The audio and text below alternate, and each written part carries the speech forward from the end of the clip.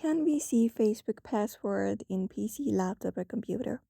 Hello everybody, in today's video we are going to find out. So without any delay, let's just jump right into the video and see if we can do that or not.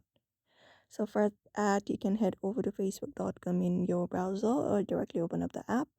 And once you are logged in, what you can do is from the given interface, go ahead and locate up your profile in the top right and open it up and go over to settings and privacy and then open up your settings.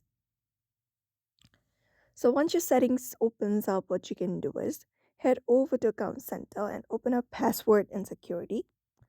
And then once you open up Password and Security like this, you can look out for the section right here. So if you're looking to go ahead and see your password, unfortunately we do not have it, but we have this option of change password. You can go ahead and click on it.